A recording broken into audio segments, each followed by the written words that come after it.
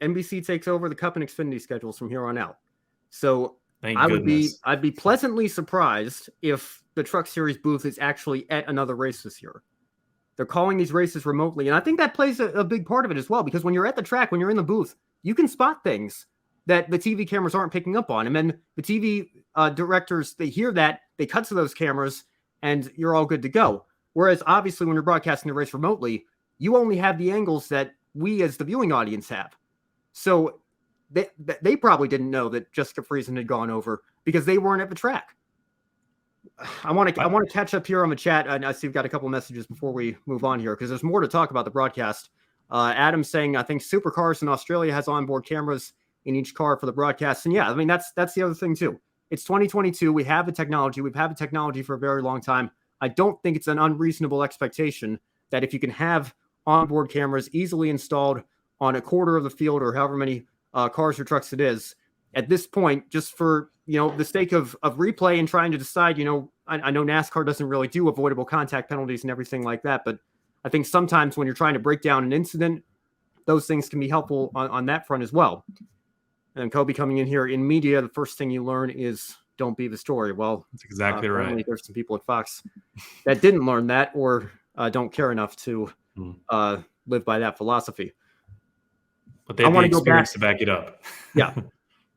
Yeah. I want to go back, though, to other issues that we had with the broadcast. I know we joke that NBC stands for nothing but commercials, but I mean, I think Fox really went up them once again. There were issues with the commercials because obviously, it's a dirt track, so we have to make sure the track is prepped and everything. And, I appreciate NASCAR's efforts in taking the time to do that. I know it was time consuming and kind of frustrating for the fans, but I do think that this race was a massive improvement over the demo derby that we saw last year. For sure. But I mean, Brandon, you can correct me if I'm wrong here. I know you just went back to watch some of the broadcast before the show tonight, but it seemed to me that for the vast majority of that red flag time in between the stages, I mean, you could say, it's not like watching paint dry, but it's like you're watching the track be surfaced. Wouldn't that be a good time to go to commercial, to get commercial breaks out of the way when you're under red, when there's no action going on? Apparently, Fox still had more commercials to run. So Todd Gilliland wins the race. And then Jamie Little cuts to commercial from the booth and says, you're not going to miss a thing. We'll go side by side, but we'll be back for the winner's interview. And they show commercials. And again, this is the other thing. They're showing commercials during the winner's burnout on Fox for NASCAR and other Fox programming. So again, NASCAR on Fox is showing commercials for NASCAR and Fox, as if those aren't the things that you're already watching. It's almost like they're placed there because they didn't sell anything for those spots, and so they're just placing themselves to look busy, which is ridiculous because we're already watching, like you say, we're already watching NASCAR on Fox. Just show us the burnout. It's just mind-boggling, and also I think the reason these ad breaks are placed where they are is because they don't make a template for dirt. No, they've got a template that they use all season long. And so they don't take into account track prepping, and they just have their formula of when they want to place their ad breaks, and they've got that set just several months ahead of time. There was a great tweet from Toby Christie or somebody, I think it was Toby himself actually, who took a screenshot of the last commercial break during Todd's burnout and said, well, at least the ad makes sense because they're showing the crowd in the stands here and they're encouraging you to come to the races. And apparently that's the only way you get to see any of the action and know what's going on because we had a truck flip tonight. We had we haven't even talked about this yet. Brett Moffitt got up on his side. I mean, that was the crash that took him out. And Jordan Teagues once again caught footage of that on the main straightaway. Fox didn't show that either. So there were two trucks that got up. One actually turned over. The other got up on his side. Fox showed none of that. They didn't have any angles. They didn't cut to any replays. There was no mention of it. And if all you did was watch the race, you still 48 hours later have no idea that any of that happened. It's ridiculous. I mean, I hate to be so negative and call the broadcast out, but you have to hold the people that are paying for your sport to be shown to the audience. You have to hold them to at least a standard of basic decency and competency. And that's not what we got Saturday night. Yeah, and like I said, Fox has really lessened my interest in even watching the Truck Series. It's hard to do when you have to see it through Fox's lens, and more times than not, it's just not adequate. And we know there's better ways of doing it. And I do see one of the comments there from Kobe. Would you guys pay for commercial-free NASCAR coverage if it's offered in the new TV deal?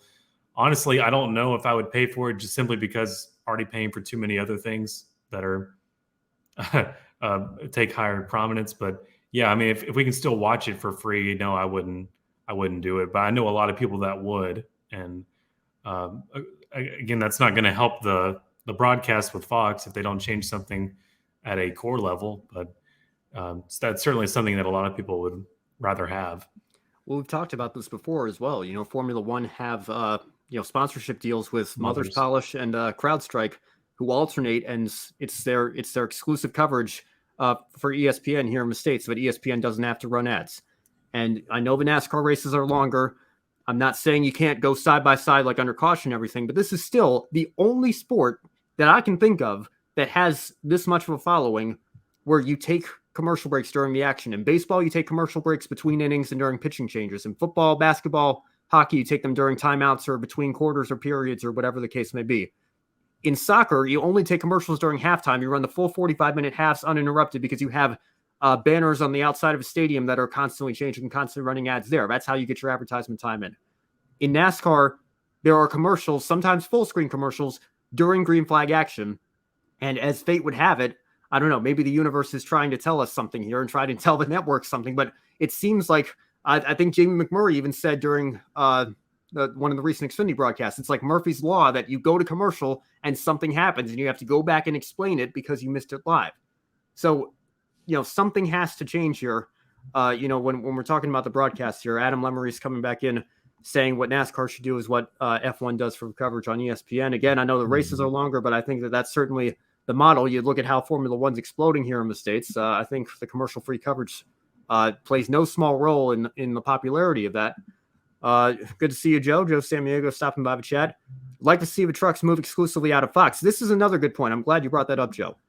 I think, I was very excited, on the IndyCar side of things when NBC took over the full schedule because I preferred their coverage to ABC. I love Lee Diffie in the booth. I love the coverage and the energy that he brings.